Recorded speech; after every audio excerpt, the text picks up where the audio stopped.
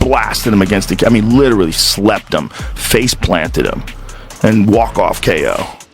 He's an animal, dude. He is. He's a real problem because he's intelligent, he's dedicated, he's driven, he's got that kind of confidence that those championship guys have, where they know they're the best even before they're the best. So dangerous. When he hits you, it's different than anybody, especially with his hands. His boxing is so high level. And there's shots that he was landing that would thud, and you could see it in Max's face. He caught him with a bunch of good shots before that. But Max was landing a lot of stuff too.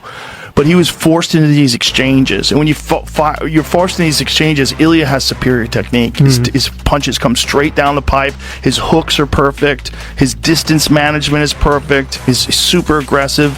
And the consequences of getting hit by him are so grave.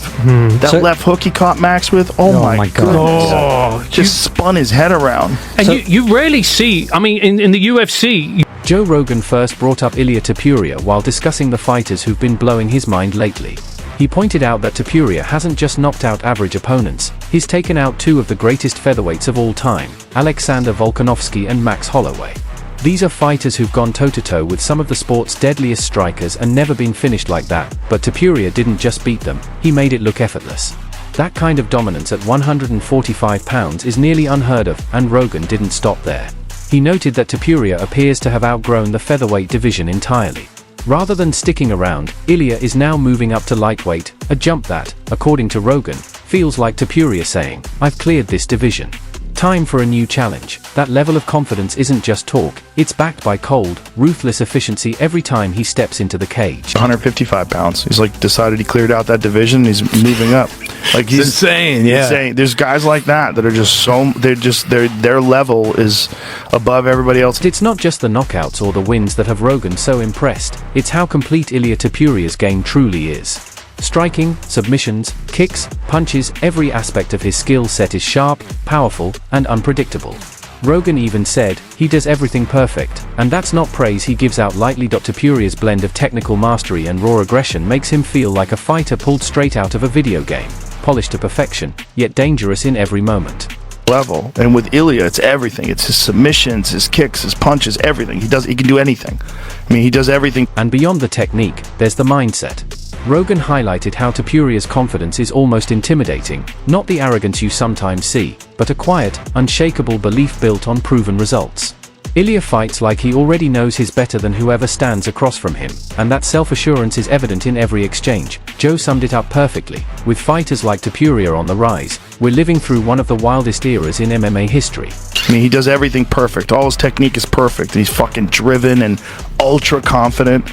You know, this is an amazing time for the sport, man. It's a crazy time because these guys that are coming in with like one fight in the UFC, they look like world-class. Following Joe Rogan's glowing praise, Ilia Topuria's hype train isn't slowing down. It's gaining serious momentum. Across the MMA world, other respected voices are echoing similar sentiments. The MMA guru, known for his no-nonsense takes, has been high on Topuria for quite some time. He often calls Ilia one of the cleanest strikers in the UFC today, praising his precision, composure, and ability to stay calm under pressure.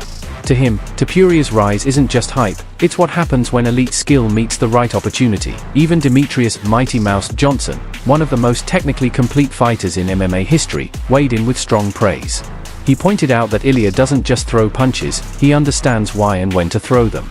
Johnson especially appreciated Topuria's ability to control the tempo and break down elite opponents like Holloway and Volkanovski, two men who have faced the very best and never been stopped the way Topuria stopped them. Coming from a technical genius like Johnson, that kind of recognition speaks volumes. I think he's going to look good at 155. I think he's going to have to deal with, people look good when they fight people who are there in the same size. I'll never forget Frankie Edgar, when he started fighting guys at 135, he was like, I'm not taking as much damage. I can actually take more damage. When he started fighting 55ers, he goes, you guys are like 170, 175. Yeah. So it almost kind of evens the play. So would he... But it's not all sunshine and smooth sailing for Ilia Topuria.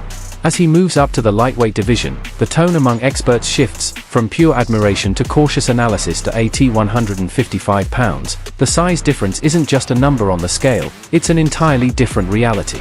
Lightweights are not only tougher to control, but they can also absorb far more damage. What stunned fighters like Holloway or Volkanovski might not even faze someone like Charles Oliveira, a veteran who survived brutal onslaughts from the likes of Justin Gaethje, Michael Chandler, and Dustin Poirier. In this new division, Topuria won't just need skill, he'll need adaptability, power, and a new level of resilience. Have that power at 155, right? That's the thing we're going to have to find out. I'm sure he will, but he'll have the power, but I'm sure the 155ers frame will be able to take it more than a 145er kid. Yeah. I think Ilia Topuria, though, and this is why I think he may have messed up, but I think he's in a position where the next fight has to be bigger for him.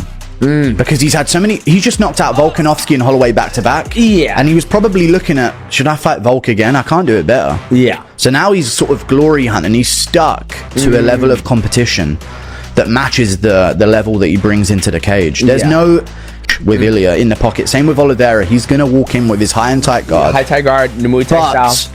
They're massive. Yes. Compared to the featherweights. Yes. The lightweight to featherweight power dynamic jump is one of the biggest in a 10-pound range in the weight class. The bantamweight to featherweight, not so much. Yeah, I get you. I mean, yes. welterweight to middleweight, they both hit hard. 25 to 35,